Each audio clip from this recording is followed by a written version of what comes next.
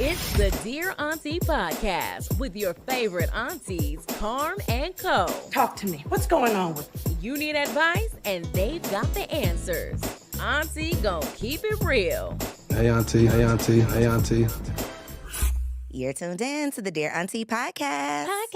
We are your favorite aunties. I'm Koe. And I'm Carm. And we are here to give you some real advice based on our real lives. Absolutely. Because it's not based on any type Nothing of else. theory, professional experience. We are not therapists, but we believe that the aunties in the community, they used to be, I don't know about today. We're trying to bring back the auntie energy. But back in the day, your aunties were giving you advice based on their lived experiences, the drama, the trauma, the lessons learned, so that hopefully you did not have to experience those same things. And so that's what our goal is here on Dear Auntie. But before we get into it, I know y'all missed us.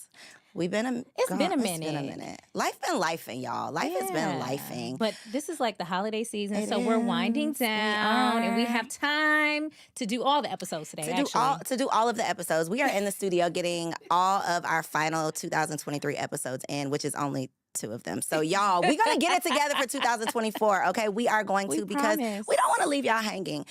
Real quick, though, before we get into it, I have to shout out Belle Businesswear Yes. for this fly fit. I thought it was perfect. She sent me this back in the summer, but I thought it was perfect for the holiday It's season, giving. right? I love something, it. something, little something. Carmen needs something. Belle Yes, Business. I want one. wear. Hook up Auntie Carm. And if you happen to be an entrepreneur that has a product that you would like us to promote, do a demo, a Anything. review, test it out, or just rock it, let us Yeah. know. Send it to us, dearauntipod@gmail.com. Okay, let's get into the show. Okay, so first of all, how are you? What have you been Ooh. doing? It's been a minute. I've been momming. How's that?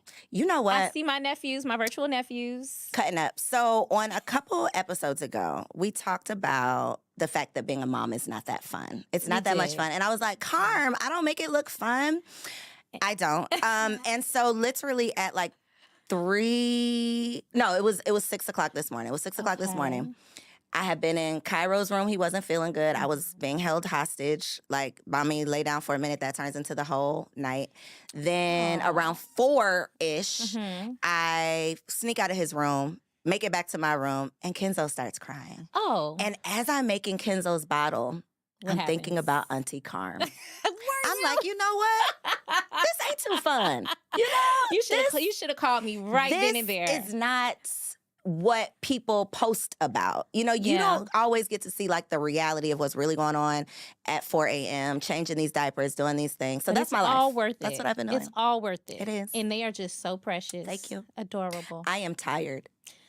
I think about 98.9% of mothers across the world are probably exhausted at this point in How are time. you, So how are you doing? Because let me say this too. Let me good. say this. Okay. People don't check on non-moms enough. I think that we get a lot thank you of, for saying that. you know, we get a lot of like sympathy for doing it. agree. But what about you? You are still doing a lot. I'm good. Like this season, like I told you before the show started, 2023 has been kicking ass. Girl, It came in and kicked dragging me. in the door. Yes. Okay. So I'm glad to see 2023 Get the hell on. get the hell on out of here. But these last few weeks, I've been pretty good. Like You things had a have party. been- We're going to have to put in did have a video party. over here of us taking the shot Yes. that almost took me out. We- Carmen, we you had were a ski serious. shot. We Carmen had- is serious about the parties, and I loved it. First of all, we had a ski shot. What is a Koe ski and shot, hubby- Carmen? So it's when it's a shot ski. That's actually what it's called. Okay. And so you put 3 shot glasses in there, or 4, or however many, and you all take the shots at the same time. So people like me cannot cheat. So that you can't punk out. Yeah, I'm so a punk. we had a good time, and I am a game person, game lover, love all the games. So we played a lot of different games. We did. We had a good time. So I like to do something every holiday season, and so we did it. And we're going to be playing like a grown woman TV game night. I'm so excited about that. So stay tuned. We'll have today? footage. Not today. Oh, Next okay. month, Carmen. Oh, yes. You're At our sleepover. at our sleepover. Okay, I'm sorry. It's okay. I had a Okay. fun time, though. Okay, good. I'm glad you came. So let's get into what we are over. Let's. Besides the year. Okay, besides being over 2023, I am very much over the need to what I feel like is humble Beyonce, as well as other Black women in Hollywood. What are they doing to Beyonce? I just feel like People look to Beyonce to do every single thing under the sun. Not only is she an excellent singer, an excellent performer, a philanthropist, she gives us all the hits. She gives us the looks. Okay, what more do you want from her? She gave us Blue Ivy. I mean, the list goes on, right? And she gave us a vibe this entire season with the Renaissance tour, okay? So the people are coming for Beyonce. She had like this platinum blonde wig on. And the people hopped in the comments and they said, what is she trying to be white now? What does she think she a white girl? Holding comment. And I'm like, yeah, hold your comment, auntie. And so my thing is, she's a light-skinned Black lady. She's Creole. It's the wintertime.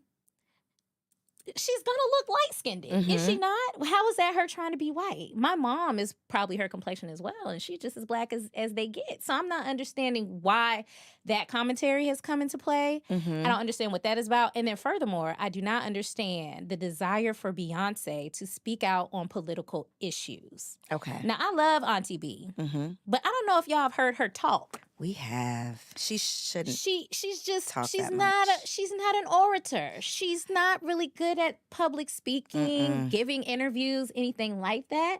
And I think her PR team has done a good job at telling Keeping her hidden. to just be quiet. Don't you Be say seen. a word, Yeah. Beyonce. And so they're like, hey, free Palestine. Why aren't you talking out about Palestine? Listen, I, for one, am glad that celebrities don't talk out about political matters that they have no idea about. Some of them should really keep their mouths shut. This And is I true. think Beyonce is falling right in line with that. Second of all, what exactly do you all think is going to happen when Beyonce does, let's say she does post Free Palestine on her Instagram page? Do you think Joe Biden He's and going to sign Kamala like an executive order. are going to get in her comments and be like, you know what? Beyonce, because Beyonce spoke out on it. Now, this century-long war that's been happening in the Middle East is now we're gonna put it to an end because Beyonce, Has spoken. the queen of all things, has spoken. So I just want us to get more realistic about what we're asking of celebrities and really start putting that pressure on our politicians who are the actual reason why all of this is happening. And the U.S. does have blood on their hands because they are funding this whole genocide. So Agreed. that's all I have to say. Agreed. That is definitely something to be over. I think that, well, the comment that I was holding. Because you was go trying there to first. say that Auntie B Let's go there first. is a white So lady. I was not saying that. Okay. As a fairer-skinned woman, we do lose a little color in the winter. Yes. Agreed. You a little light-skinned. However, did you or did you not think that she looked like Kim K in that photo? I definitely was confused when it came across my timeline. I will say when it came across my timeline, You had to look twice. I had to look twice. That was my only comment, is I definitely had to look twice. Do You I are think correct. that Beyonce and her stylist woke up and said, let's make you look a little Caucasian today? I don't think anyone said that, but I was a little confused by the photo myself. Okay. I don't think it was intentional, but it caught me off guard. Well- the other part of what you said, though, I think Black people, period, we expect our entertainers to be the leaders of our community because we have no leaders in our community. And so those are the only people with a platform, with a voice, so we think. And so Interesting we point. are expecting them to lead us. Yeah. Because who else is going to... That's a good point. Who else gonna say something? Who else is going to say something? But I'll tell you what, Mama Tina has something to say to y'all. Mama Tina is And not she playing. touched y'all the hell out. She And I, for did. one, was very glad about it. So that's all I have to say. That's what I'm over. What are That is you what she's over. I am over. This is, well, everything we talk about is for the Black ladies. But I was going to preface, like, Black women, I'm talking to y'all. I think that we have to do better in accepting accountability. I am over the fact that y'all cannot be wrong about anything. Ooh. You cannot accept an opinion that is contradictory to your own. You do not ever open up a conversation and have a dialogue that can be opposing views without being offensive, without discrediting the person who is speaking, their view that is in opposition of yours. Nice. And I think that Black women as a whole have a very much, who gonna check me, boo? Oh, this is specific to Black women. This is Black women. This is Black women. Because y'all know that I host multiple podcasts, right? And so we don't talk a lot about relationships here, but the relationship conversation gets spicy. Yes, it's triggering for a lot of people. If you make any comments about anything that could trigger a specific person, they are quick to run to the comments and discredit anything. I got you. So I am, we don't have to talk, we don't have to go deep in it, but I've just noticed a trend that not just on my, on my videos and my comments, but just as a whole, we don't take criticism well. Constructive criticism. I'm not talking about somebody who is not qualified to give an opinion. I'm not talking about that.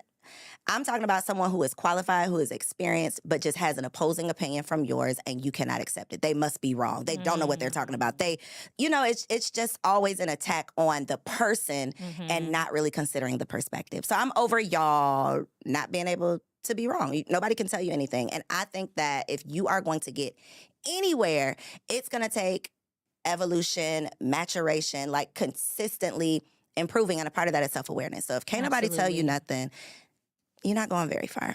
And I'm over it. Are the girls in your comments? Are they hopping in your comments? They are hopping in my comments, and I am over it. Get out. I feel like this is personal. Girl, get out of there, because I personally am a very self-aware person. You are. And I also am not afraid of being wrong. Like, I don't mind being wrong. If I do something wrong, I will apologize for it. I'm quick to apologize. That's so nice of you. I mean, it's just like I'm an adult. I know that I'm not perfect, and I don't think that but that's not nobody an can easy tell me anything. Thing. That's not an easy thing for people to do. No, it's not, but y'all need to start doing it. Pat yourself on the back for that. Thank you. So are we getting into Auntie Would Never? We are. What is your Auntie Would Never? We haven't done these in a long time. We haven't done these in a long time. So today, my Auntie Would Never. And hopefully this is your would never either. Okay. I am not okay with letting people I care about crash and burn. Okay. So personally, I would never allow, I'm going to say a friend, but allow anybody I care about for real to make a decision that I think could lead to their detriment without at least speaking up. Now, I'm not going to force my opinion on you. I'm not going to try to make you do what I think you should do. Right. But if you're going down a path, especially if you're going down a path that I've personally traveled on and it has led me to destruction, I'm at least going to offer some guidance. I think that we have to do a better job of having tough conversations with the people that we care about if we actually care about them. So I agree. We've talked about this before. I would never do. I'm not letting you crash and burn. You're just going to be mad at me. And they will get mad. They will get mad. But they'll circle back. I've had so many people circle the block like, girl. Me too. It is what it is. You was right. And I don't do it to be right. That's the other thing, too. I don't do it to be right, and I'm never going to bring it back up. That's between you and the Lord. We're just doing it to be good friends. That's it. What would you never do? Well, Auntie Koe, I would never go get a wax without performing proper hygiene. What is proper hygiene, Carmen? So, just washing your cooch, making sure that you wash the front and you wipe all the way up the back to the booty. To the booty. Is this only if you're getting your butthole waxed too, or do you just still cleanse that area before you go? And if you don't have time, which you should, make sure you go to the bathroom, get the wipes. Wipe it down. They do provide wipes in the bathroom. Yes. Wipe it down, because it's unfair to your wax lady when you don't do that. So I believe you and I saw a video. I was going to say, is this in relation? Is this in response to something on the internet? I believe you and I saw a video in which a wax lady was saying that she was waxing someone, and she waxed the front, and they were doing good, and she got all the stuff in the front. And then when it was time to flip over, she noticed some fecal matter that was in between the booty cheeks. And so I believe she didn't say some. She said it was quite a bit. It was quite a bit. She said it was a lot. And she was even wondering if the lady had, I don't know, taken a shit while she was waxing her. So, I'm waxing her front. I get to her back and I'm like, no way. And I was like, and I literally sat there and I was just like twirling a stick of wax. I'm like, I gotta say something. I was like, yeah, Miss such and such, I can't wax you. She, why? I said, well, you have a lot of number 2 in your butt. And it was like a lot. It was like a lot. Like to the point where it looked like she didn't even wipe. So I was just like, and she's like, no, I don't. I've been having problems boo-booing. I can't even boo-boo. I'm like, well, I don't think you got a problem because it's right here. And she was like, let me go to the bathroom. And I was just like, okay. And so I'm like, hey, how do we get, first of all, wax lady, did your nose not sniff something out prior to the flip over? Not prior to. And then, Okay. second of all, ma'am, that's getting your wax, did you not feel the fecal matter compacted into between your cheeks? Something was wrong with the lady, right? It had to be. It had to be because you didn't smell it, you didn't feel it, you didn't notice it, and you brought your ass in here and took your panties off. But when I went into the comments, I was shocked and appalled to learn that this is a common occurrence on the wax Girl, I did not table. read the comments. Yeah, so there was wax ladies in there telling their truth. They were like, listen, me too. Hashtag, it happened to me too. And I was like, wow. So this is a thing. Y'all are really going to the wax lady, not wiping down your booties, and then spreading them cheeks. And then not only that, you're adding wax To the to shit. an already Oh my God. sticky situation. I'll be damned. So I will be I just damned. will never, I could never catch myself doing that. Girl, Yeah, speechless, huh? I am speechless only because now I am really thinking about if this is a common thing. It's common, apparently. Toilet tissue. So things like that I could understand, Yeah, but but I just got could a little see. stuck, Yeah, a you little got a bit. little But a little still. residue. But like actual like I'm changing my child's diaper. You know, like that, I can't imagine how that could happen. Like Seriously. corn, some corn Stop stuff. it. Okay. Okay, Let's sorry. get into these hot topics. That was pretty hot and nasty. Let's Hot get into and some stanky. some hot stanky topics. Okay. Speaking of hot and stanky, Hot mess. Jonathan Majors. What the hell? What is going on? We were rooting for you. I wasn't really rooting for him. You weren't? Well, I was rooting for him in life. You weren't rooting for him in life? You know what? When you decide to get the white woman, tell the white woman to root for you in your life. Auntie Koe don't have nothing for you, black man. Go on back. Go on black. No, babe. Nope. So, this gentleman has been found guilty of assault and a battery, I believe, on his ex-girlfriend. Ruined his career. Ruined his career because he was at the height of his career. Yep. He was getting Marvel money. Like, think about that. Think about the handful of black men that have been able to do that. So I was rooting for him. I thought he was a good guy. It turns out he got himself into this sticky situation. Some tapes surfaced of him giving his white girlfriend a lecture at the time and saying, hey, I'm a very important man. And I need you to stand up like Coretta Scott King. Like who? You heard me. Coretta Scott King. A black woman? And Michelle Obama, First Lady. Our forever FLOTUS. Gotcha. And so when I heard the tape, I was like, something ain't right with this brother. Because you're talking to a white lady. So why would a white lady be standing up like Coretta Scott King and Michelle? I don't get it. So if that's my point is, if that's what you were looking for, my brother, why didn't you go get that? Oh, he did, Megan Good. Because what is happening? You mean the beard?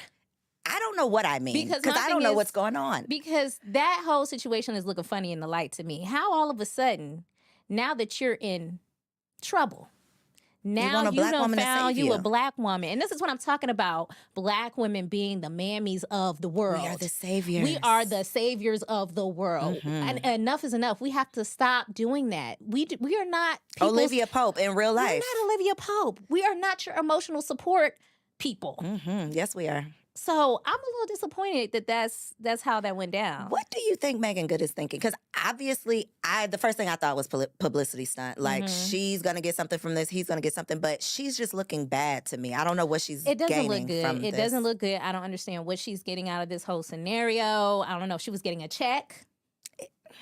I was going to say, is it worth it? But, I know we're going to talk about this later, but apparently the Hollywood girlies are not really making coins like we thought. So Apparently. maybe she does need the check. Apparently, and she does a lot of those independent films. She hasn't really been in anything that's Major. major as of recently. late. Yeah, that's true. So anyway, I just had to talk on that because that was very, very interesting. So can I wrap it up in a little yes, lesson? please. Get a black woman. Right? I haven't seen a black woman chasing any men down in the street pressing. I have not seen it. Not to say that doesn't also do us a disservice because we don't often speak up for ourselves and stand up right away. So that's not, the best thing. But we don't often throw our men under the bus publicly. Look at Tiger Woods. Y'all ain't learned y'all lesson? When you decide to go on down and get you a white girl, stay. What happens when black men get to Hollywood? Is it like they think that they have surpassed the black do woman? they give you like a ticket that Yes. is like this Here, is your ticket here's your stamp to get into to the white train? Yes. Okay. Yeah. All right. They got that ticket stamped. Now you stay your ass. It's a one-way ticket. It is a one-way ticket. That's for so sure. stay on over there. Okay. On a previous episode, we talked about plane etiquette. Okay, and I was sick of y'all hitting people in the back of their heads with your backpacks, standing in the aisle, acting a fool, talking on speakerphone. But I think this one takes the cake. Does it? Bobby Storm, a 36-year-old gospel singer, she has been notoriously going from plane to plane and holding people hostage, singing her songs on the plane while people were sitting on the runway. So these people can't fend for themselves at this point. They're stuck. What do you mean? She's sitting in her seat. She's sitting in her seat, practicing and then her she song? stands up and she says, "Hello, everybody. If you guys don't mind, I'm going to sing you a song." And everybody's kind of like, "Okay, I guess because we're stuck, we can't really move. What's we the can't flight crew escape." saying? So finally, an old black man who I was so glad he was on this flight, an old gay black man came up to her and said, "We don't want to hear it." We don't want to hear it. He was like, "Well, I have a right to say." He was like, "No, ma'am. Would you like to get off the plane?" Is this a flight? Is it a flight? Okay. Would you like to get off the plane? But she still did it. And so I just thought that was the most ridiculous thing. So if you know her, Bobby Storm. Is this a white woman? No, she's a black lady. Oh, wow. 36-year-old gospel artist. Her thing these days is she's going from plane to plane and holding people hostage with her gospel music. That's like the guy that stands on the street corner preaching. Yeah, I think that's very anti-Jesus. It is, because get out of here. You're beating me over the head with this? Yeah, we don't want it. God isn't pleased. I was going to say that sounds very white, so I am very So surprised. please stop it, Bobby Storm. Please stop. Don't be on my flag. Generation Zers are not getting married anymore. Auntie How Koe. old are Generation Zers? I don't know. 20? Okay, we'll Google They're it after. younger than us. Okay. And they're no longer getting married because of political beliefs. So the Generation Z women are moving farther and farther to the left, and the guys are moving farther and farther to the right. And so they can't find any mates these days. So what do you think about that, Auntie Koe? I know you have something to say about this. Is this real? Your face is I your mean- face is giving confusion. I am confused. So you're saying that as a whole, Mm-hmm. the majority of Generation Zers are having opposing political views, and because of Yes. that, they cannot find partners. That is correct. And some millennials, some younger millennials.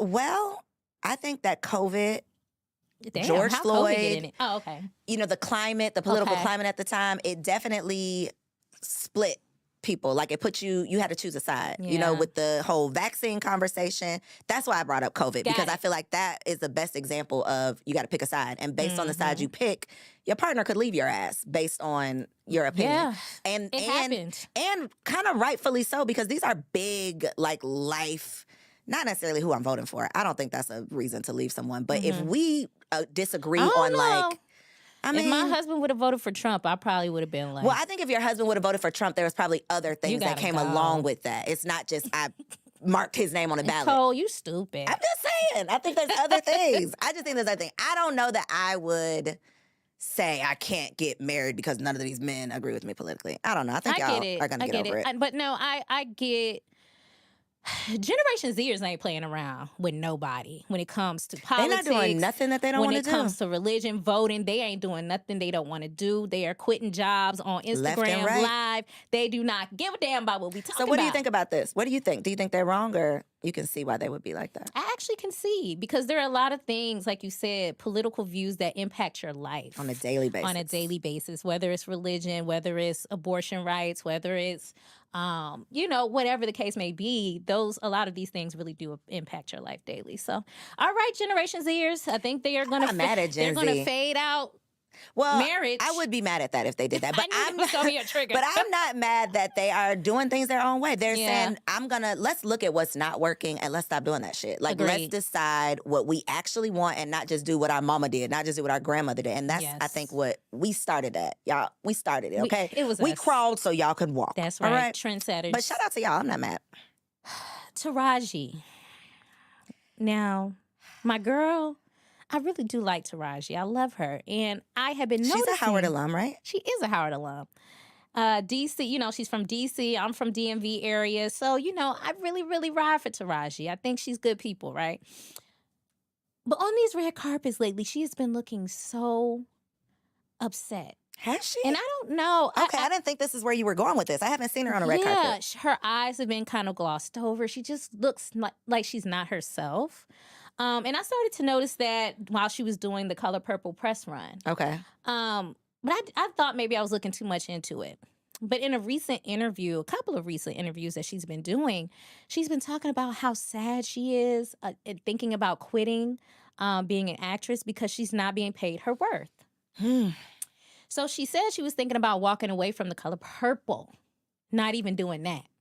Now, we know who's behind Color Purple. Auntie O. Auntie O. Mm-hmm. So the girls are upset with Auntie O at this point because they're saying, you're a billionaire. Why are the girls scrambling for coins to do the Color Purple? It's such a classic. Now, here's what I'll say. One thing that I think people do oftentimes is when people are rich, especially Black people, when they get money, they expect those people to pay out of their personal funds for things that are happening. So if Taraji needs money, is it Oprah's job to say, I'm going to take it out of my pocket to pay Taraji? Is it Oprah's responsibility? Is that what you're asking? My question is, are they expecting Oprah to pay out of her own pocket Taraji for this feature film? I don't think so, but I think my assumption, if I'm a part of an Oprah Winfrey production, is that there's my assumption coins. is that you are going to make, not just coins, you're going to make sure your people are taken care of, your Black cast. Because are there any white people in the Color Purple?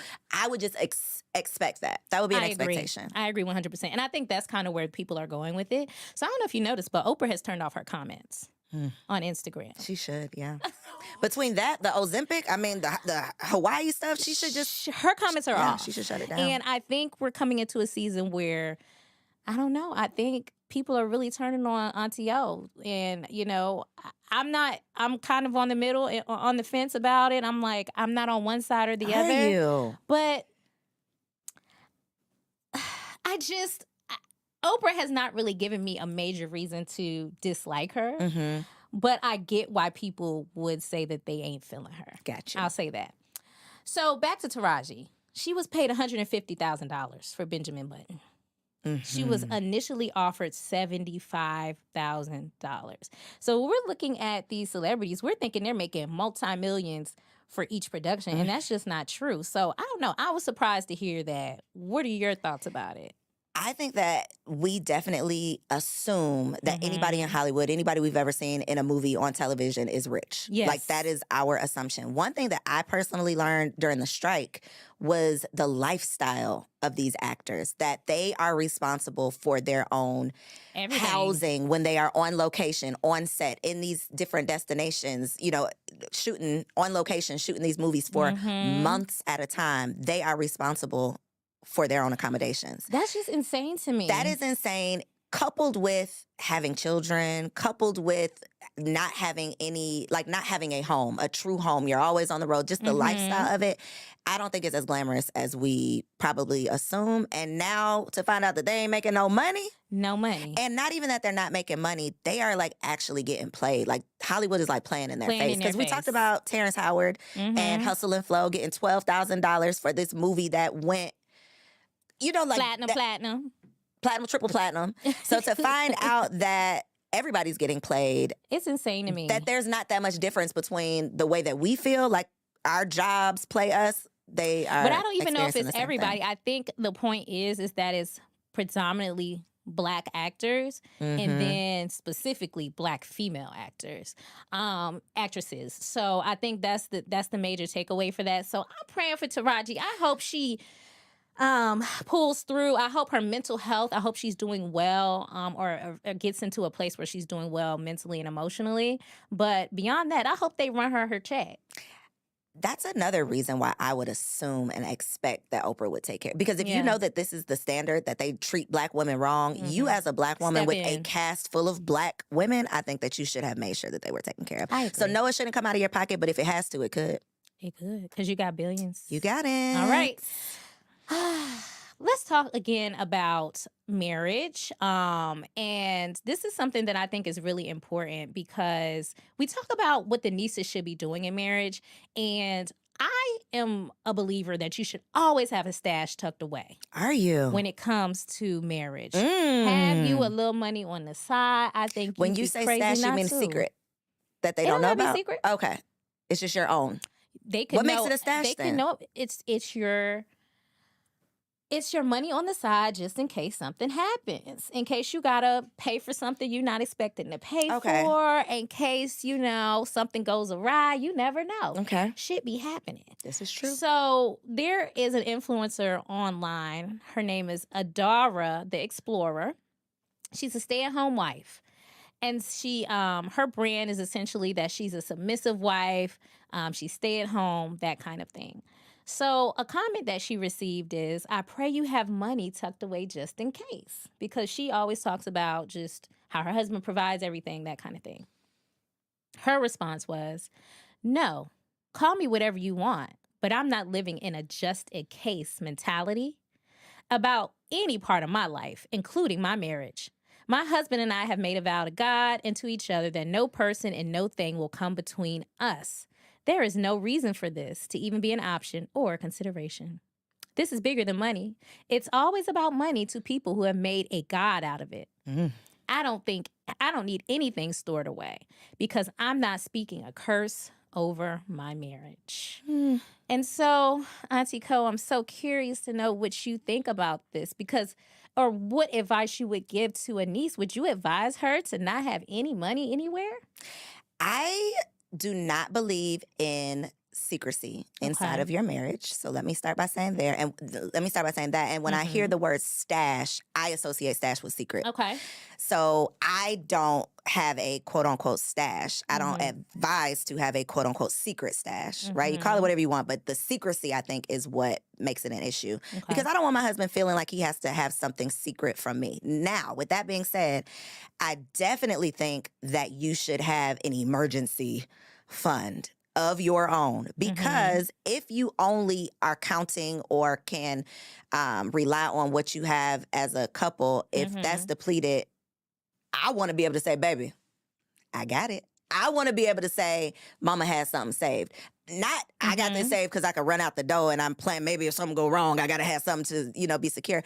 But that's what we're talking about right now. Well, no, but you said, what would I advise? I don't think that should be a thought. I think this is like a prenup conversation. I don't believe in prenups. I don't have a prenup. Okay. So it's the same thing. It's like, I don't believe in planning to fail. And if my husband approaches me and says, I have this money put aside just in case this doesn't work out, I'm going to feel some type of way. My feelings are going to be hurt because why are you even thinking that this might not work out? Okay. So you believe in it, but with the other way. No, the other way. What about your husband having a stash? Do you care? I wouldn't care. No. Okay. I think at the end of the day, you come before anybody else. I don't care if it's your husband, your child, your mama. You have to they tell you to put your life jacket on first, your oxygen mask on first. You have to think about yourself first. As much as we don't want things to happen, shit. I just had a friend, a relationship with a friend, or I won't get too deep into it, but we had some business arrangements happening, and we had to break that off. Did I go into that expecting that was going to be the case? No, because that's my friend, right? But at the end of the day, life happens, people change. So Auntie Carm's advice is, nieces, always plan for when shit don't go right.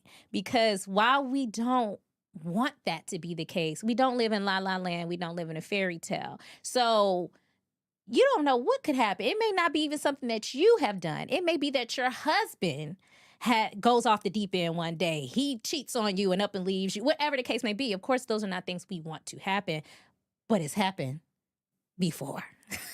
So to many people around the world. So I say always plan just in case so that your ass is covered. I think we said the same thing. We did. We did. I said if something goes wrong, I want to be able to say, baby, I got it. For each other. Yeah, my intention is just not, I'm have this money for but me. It's not, we I'm do, not talking okay, about we do disagree. him. You're right. I'm talking about you're yourself. right. We disagree. Okay.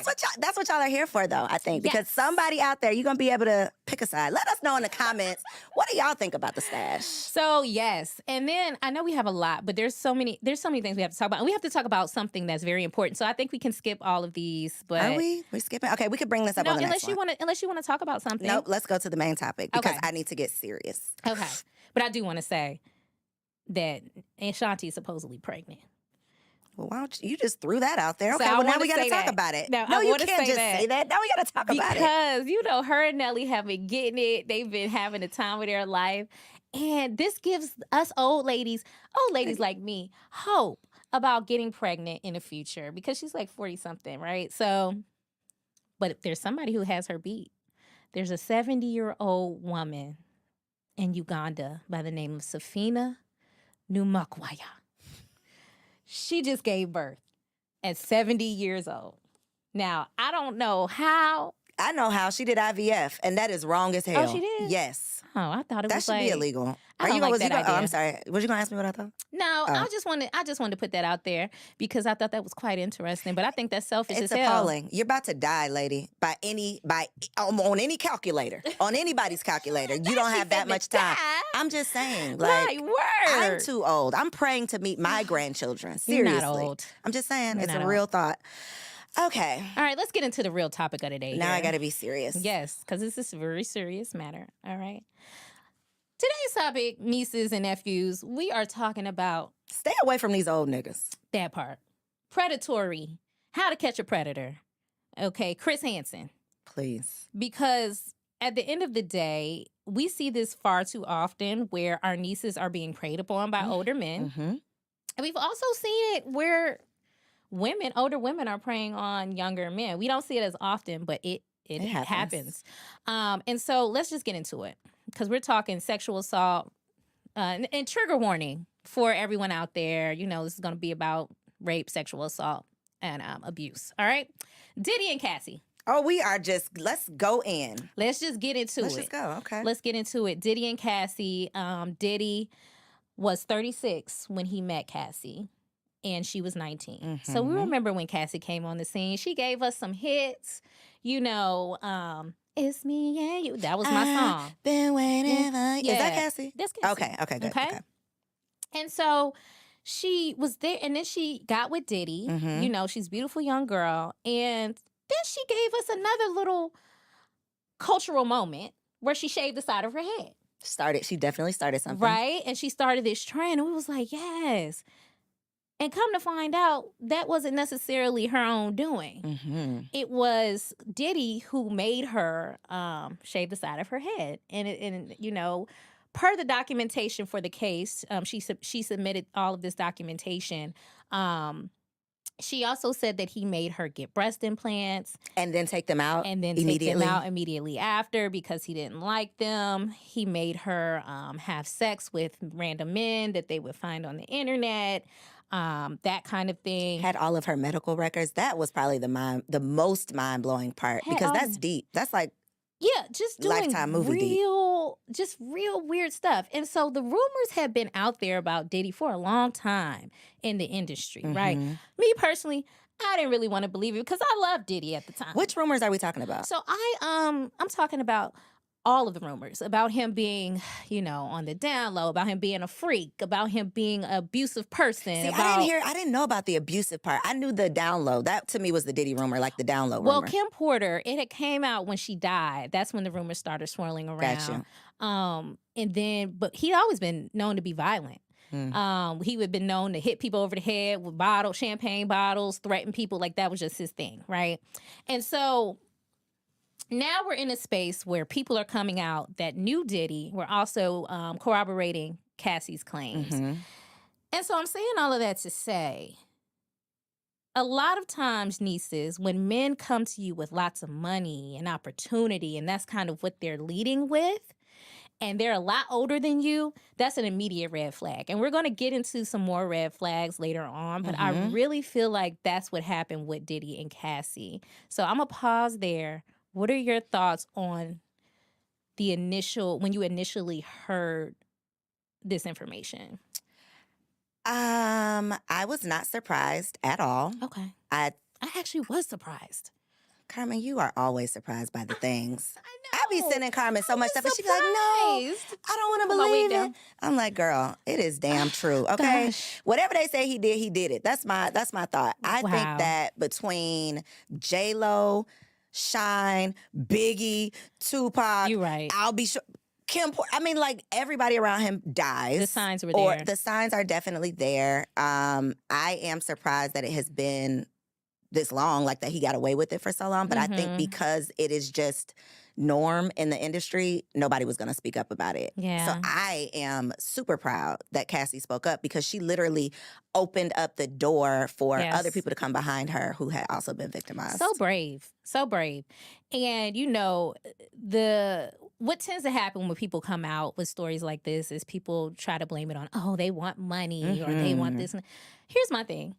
If money is the way that I'm going to be made whole because I don't want to go to a trial and I don't want to take this to court and I don't want to go through the discovery phase and I don't want to be re-traumatized by having to sit in a courtroom. If you're a billionaire and I say that I want $30 million so that I can feel whole, then so be it. Money is a part of the process. Money is a part of the process. That's all that she could get. This was a civil case. Exactly. It wasn't a criminal trial. And the thing that I think that people are not taking into consideration is the potential that he took away from her. She could have made way more than $30 million as an artist on her own if he would have let her flourish. But he stopped her shine. Yeah, he wasn't holding her hostage. Yeah, he does all of his artists. Oof. So $30 million is chump change, especially because I can't get my life back. I can't get these years back. I am traumatized. Like, luckily she's married and has these children now, but that could have literally like ruined the rest of her life. So exactly. a couple dollars, please. Yeah. Pay it up. Agreed. And so when we talk about this rape culture that exists not only in society at large, but especially within Hollywood, when we look at the R. Kellys, Aaron Halls, when the news broke about R. Kelly, I mean, getting people to believe that story was like pulling teeth. The people did not want to stop stepping in the name of love for 5 minutes so that we could say, hey, he's peeing on little girls. You know what I mean? Like, what on what planet do we value stepping in the name of love over protecting young Black girls? America. I'm bothered by it. We don't value anything but money and entertainment. And we put celebrities on these pedestals that they can do no wrong. Oh my God, not R. Kelly. He wouldn't do that, as if you know this man. And it's like the same R. Kelly that married Aaliyah when she was 16. That R. Kelly? Like, are you kidding? But I think, again, it's being slow. It's coming out, like trickling out because it's happening it's such a part of their. So I have a auntie who I've adopted that worked in the entertainment industry like 20 plus years. So I asked her, like, What be going on? What was you thinking when this news came out? Like, I just said that because I didn't want to like guide her into giving me an answer. I really just wanted to know what she thought. And her honest thought was, She said my first thought was, I'm surprised it took this long. Who?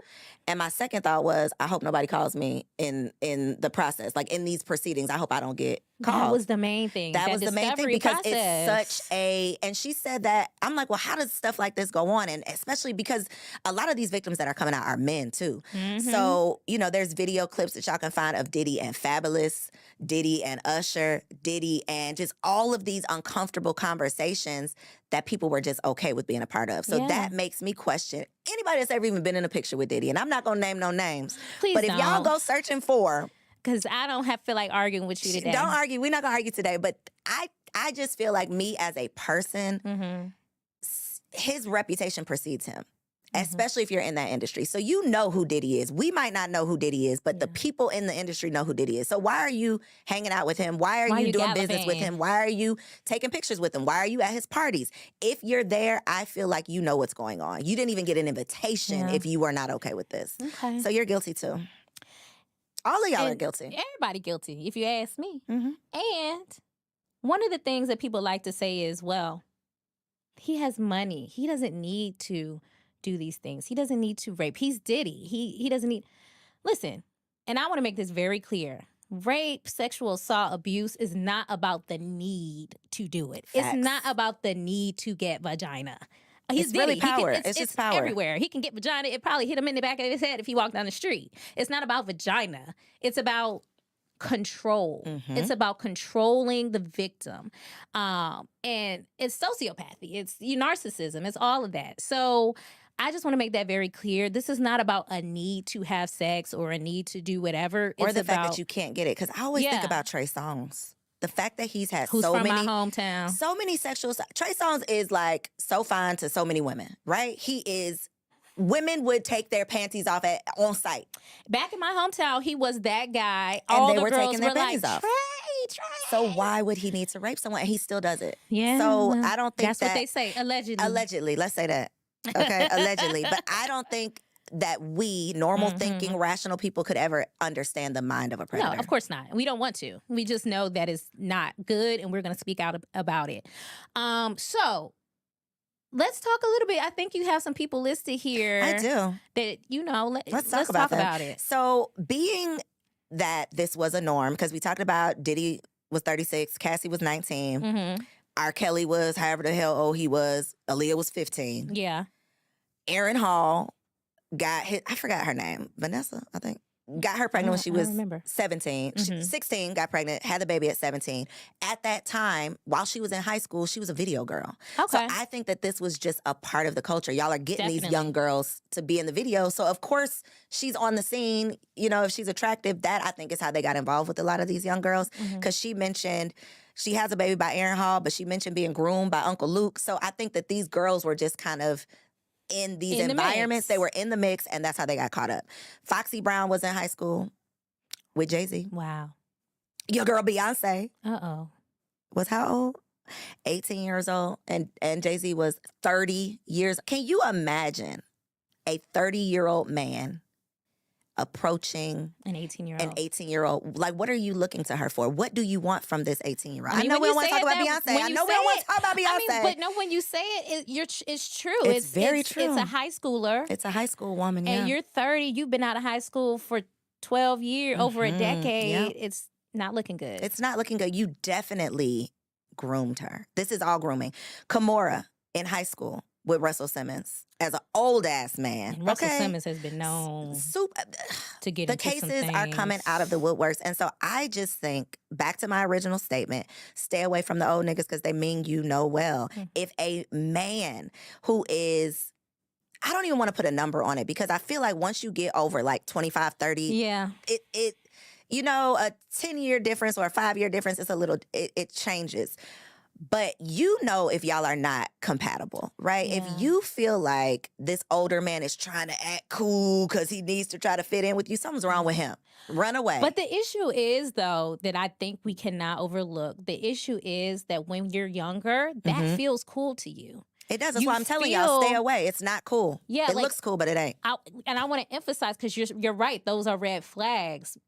But I want to reemphasize that in the moment, you might not see them as red flags. It may feel like you're special. Mm-hmm. Like, this is a cool, I get to ride in these cars or whatever. No, like Auntie Koe was saying, it is a red flag. Please step away. It's going to lead you to destruction. Yeah. Mm-hmm. Because I've been there. Let's talk about it. When I was 12 or 13 years old, there was a guy that worked somewhere where I used to go for aftercare. Mm-hmm. Like on I won't get too specific, but anyway, this guy was known to be a predator to the young girls there. So he would always be trying to get us to sit in his lap. He would be, very flirtatious. He's grown now. He's grown with a wife and kids and things like that. But when I was younger, How old was he at the time? He Do you had guess? to be in his late 20s. Ugh. And then even at that same time, when I was in high school, probably about 16 years old, I had this boyfriend. His name was Ant. They called him Live. Girl, you Live giving all the Wire. tea on Ant. What Ant did? Yeah, he was from Live Wire. That was his nickname. And long story short, he used to come and he used to get me from high school and things like that. And that was clearly something that should not have been happening at the time. But I didn't recognize it as that. I thought this was cool. I was getting picked up from high school. I was going to the mall. You were the girl. Yeah, I was the girl. So I'm speaking from experience that this definitely happened to me. Nobody could have told me in the moment that it was a red flag. Nobody could have said like, oh, you shouldn't be talking to him. I thought I was that girl. So just know Auntie Carm has been through it, so you don't have to go through Do it. you feel like that had any effects on dating after? Because it's like my assumption is if you date like a super wealthy man, you can't go backwards. Like you've set a standard. So do you feel like that set you up for failure? No, I don't know if it set me up for failure. I do think that for me, honestly, I don't know what impact it had on me. I just know that I started to look at men a little bit differently after that. Like, once it dawned on me, because I ended up having to get a restraining order. Shut up. In high school. He would drive up to my mom's house. At that time, it was just me and my mom living together because my parents had gotten divorced. And he would drive to my mom's house at night and sit in the driveway with his lights off until we had to go down to the police station. And one thing about... This is why you got to stay away from the old niggas because something is wrong with them. Yes, correct. The fact that he even wants to talk to you, something is wrong with him, so please that's stay correct. away. And long story short, and here's another thing. When people always say, well, why didn't they go to the police? Why didn't they do this? I'm here to tell you, as someone who has also experienced this, the police don't ever do shit. They don't give a damn. They don't do anything. I was a whole teenager going in with my mom saying that a man was stalking me. A grown man was stalking me. And showing up to our house, we put in a restraining order. Nothing happened. Guess what? Predators do not care about restraining Pieces of orders. paper. They really don't. Mm-mm. They're going to keep showing up. They're going to keep doing what it is that they do. So I can go on and on about it, but yeah. So that's what happened. So that's why I think it's super important for us to talk about these red flags, what to watch out for. Because to your point, I do believe there are certain lessons that nobody's going to be able to teach you except for life. Yep. Like there are certain things that you could not have. I found myself in an abusive relationship too. And if you would have told me that I would have ended up there, I never would have believed it. If you would have warned me when I was about to step into it, I probably wouldn't have listened to you. So there are just some lessons that life has to teach you. Unfortunately. But it's important for us to have this conversation because even if it's not a predatory situation, abuse is abuse is abuse. We are grown-ass women, and if we were still out here dating, could be susceptible to ending up in one of these situations. Now, hopefully, we have picked right with our partners. Yes. And we will not find ourselves in these situations, but we have both found ourselves in them previously. So I think it is like our duty to make sure that we are sharing some red flags from our personal experiences. Absolutely. So we're going to talk about red flags, but I want to just real quickly, I just quickly want to note that sometimes from the outside looking in, these relationships don't look abusive. Oh, they never do. So, for example, when we look at the Keke Palmer situation and we look at the Tiana Taylor situation, who she came out after she divorced Iman and said he was extremely emotionally and mentally abusive to me. He was narcissistic. And they look like best friends. And they just look like besties from the outside looking in. So I'm saying all that to say, you never know. Even the people from the outside looking in can't always clock it when it's happening. That's why it's important for you to know those red flags because a lot of times when you get in those situations, it's only you that can save you. Nobody's usually going to come and pack you up from your house and carry you off. And if they do, you're probably going to go back. So you have to be the one that saves you. And hopefully, recognizing these red flags will help you because you don't know a lot of times that you're in an abusive relationship. You think, oh, he just really loved me and we tight, it's us against the world. You think those things, but then you hear an episode like this and you're like, wait a minute. That's cute. He is doing this. Wait a minute. I have experienced that. And then you can start putting the pieces together because a lot of times we only think abuse is me knocking you upside the head, and that is not the case. We have a clip, and I guess we'll insert it here, where the young girls are talking about the things that they love. Get it together, about nieces. Abusive relationships. Yes, so let's play that clip. It's sad. The toxic that you like. I like a nigga who, if I say leave me alone, he don't leave me alone. He might do at my door. What's something toxic that you like? I like a gentle toxic. Like, after you beat my ass, I want you to come fuck me right after. What's something toxic that you like? Okay, low-key, I like when a nigga beat my ass. Yeah. I'm not gonna lie. If we argue. So nieces, listen. The fact that y'all are out in the streets, on microphones, on cameras, publicly saying that you prefer a little abuse. Oh, to keep it spicy. Control me a little bit. It sounds crazy, and you are literally giving any man that happens to see that and then meet you a recipe for how to abuse you. Oh my gosh. Please stop. And I didn't even think about that. Anybody who sees that clip is going to be like, oh, okay, she's easy prey. Yep. That's pretty sad. But I think, again, we have not experienced love either from our parents so we're searching for it. And we think that this strong feeling, whatever this strong feeling is, it's love. And a lot of times it's rooted in abuse. So let's get into some of these red flags. Okay. I think the first one is I think all of these are pretty typical because whenever I hear someone like a survivor sharing their story, I'm like, this nigga did that too. Like it's a classic. It's across the board. Y'all are all doing the same crazy shit. It's across the board. 9 times out of 10, if you find yourself in any of those situations, something that we say is going to sound familiar. So the first one that I definitely experienced, and I think it's an across the board, is like isolation. It's, I want you all to myself, which at first that feels really good. Yeah, because he loves me. He must really love me. He wants to spend all of his time with me. He wants to do everything. Everywhere he goes, he wants me by his side. That feels really good. That's also kind of love bombing a little bit, but that feels really good. But it's really, I want you to myself so that nobody else can see what I'm taking you through. Nobody can save you from me. So I'm going to keep you over here where it's only me and you against the world. Yeah. And you don't have any other experiences or anything else to compare it to because you're not out and about. You're not talking to other people. And so your reality becomes this. Yeah, exactly.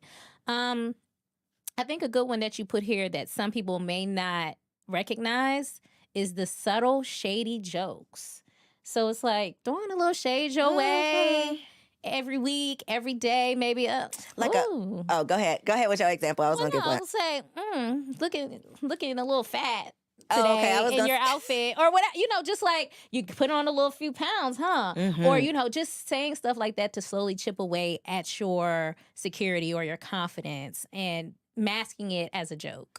Even the not necessarily a shady joke, but you don't think that dress is a little too short? Like a laughing, joking way that turns into like a mean, angry, take that shit off down the line. Right. Oh, it starts off as a, that, like it starts off as a cute little sly comment, but it turns ugly. Yeah, turns into an argument quick. Turns ugly. Yeah, it turns ugly. Sudden mood changes. So when I found myself, I feel like this show is about predators, but we're going to have to do a whole nother one just It's about abuse in general. We're going to have to do part 2, though, about abuse, because the mood changes. My experience, I just said, oh, he's bipolar. And I didn't know any better, so don't cancel me in the comments. I didn't know any better. That's just all you crazy? Oh, you're bipolar. That's what I had prescribed. But it was the waking up and you're fine, and then 2 minutes later, you got an attitude. Or, you mad today because the sun is out. The hot again. and cold thing. Just hot and cold, mood swings, and it ain't your fault. It's just, it's crazy. So that is definitely a red flag to look out for. Yeah. moving too fast, love bombing. So you're coming in immediately with the gifts, with the car, with the "you're so beautiful. Let's go on these trips. Because that's the way that trips, they girl. reel you in, so that you become dependent on that. And so now, when it's time to leave, you're going to wish that you had those things, so you're going to stay.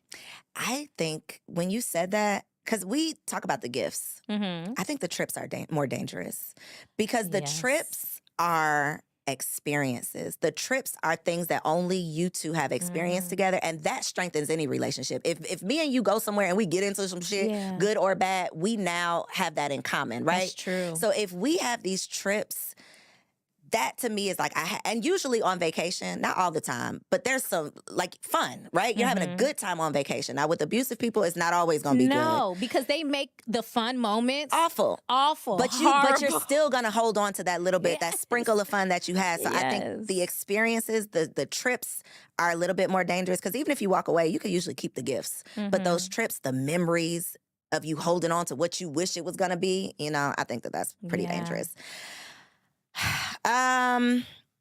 So I think that the moral of the story is whenever we are having these conversations, it's super important to not victim blame. Yes. And I want to also speak to the friend of the woman in these situations because to your point, you can't always see it, but I think you see something. You do. So you might not see him knocking the girl out, but you notice some changes. You notice that she's not coming around as much. She's not picking up the phone or in communication as much. Her energy has changed. She's Her not like mood- herself. She's not like herself. Yeah. The same way you said that you noticed a visible change in Taraji, someone you Right. don't even know in real life. If you know this person in real life, you should be noticing something. I'm not expecting you to save, that it's your responsibility, but you should definitely notice something. And I think just, again, going back to my auntie would never, being willing to put yourself in an uncomfortable position to potentially save a life. Absolutely. I mean, I couldn't have said it any better. I think in these instances, community is key. It's so important because a lot of times, like you said, the victim becomes isolated. So they do begin to feel like there's nobody that they can turn to. So I think making it clear to your friend that you are a safe space, you are someone that they can talk to if anything is happening in their lives, I think is going to, like you said, potentially save a life. And I feel like just right now, all of y'all watching this, you should just text your homegirls, like hit the group chat and just be like, girl, if I ever look like I'm getting my ass beat, please say something about Hello. it. Say it now because it's a joke. So that if it ever actually happens, y'all and I already talked about this. We've Yeah. already had this agreement that if I notice something, I'm going to say something. Like just go ahead and send that message now so that you already have your safe person, right? You're my safe word. Basically, if you start noticing anything ever, you have permission to say something to me. Yeah, that's good. Whew. That's Okay. good. Can we get into some Dear Aunties? Okay, we still gonna do it. Okay, yes. We gotta do it, Dear Let's do Auntie. some Dear we Aunties. only have 2 today, Okay. and they are anonymous, so I'm assuming y'all telling y'all business. Okay, let's see. Dear Auntie, I just graduated. Do you see yours? I don't, but that's okay. I can listen. Okay, it's under here. Oh. Dear Auntie, I just graduated college and I work in the hospitality industry and I make a little less than $50,000. When I took the job, it seemed like a lot of money, but it is not. I find myself so frustrated because I'm broke as hell after I pay my bills. Should I go back to school? Try to find another job? Get a side hustle? Help, aunties. No, you should not go back to school. Let's start there. Okay. I almost said F no. Absolutely. Take it from someone who went back to school, got $100,000, $89,000 in student loan debt, and got like a $400 raise on my paycheck. Literally. These people do not care The about math these is not mathing. degrees. They don't care that you're not going to be able to afford it. They don't care that your salary does not support the debt. None of that matters. So the first part, no, do not go back to school unless you're going back to school to be a doctor. Okay? Don't go back. Try to find another job. All of the other things. I think that you should absolutely explore all of your options. I think as a college student, we all thought that number, whatever that number was, we all thought, ooh, that's more than we getting right now. It's going to be so much. We went out and got the cars with all of the things, accumulated all of this debt, and now we have like pennies left over. And that's stressful as hell. So I think you should do literally all of it. find another job, look for a side hustle, drive Uber, do DoorDash. I'm not above any of it. If the bills Me have to be neither. paid, you got to pay those bills. Got to. What I you, agree. What you say, Auntie I don't Carm? have anything else to say. I agree with the whole idea of not going back to school to get, anything else. Oh, you just went back to school. Was that did. triggering? No, because when I went back to school, it was paid for. Okay.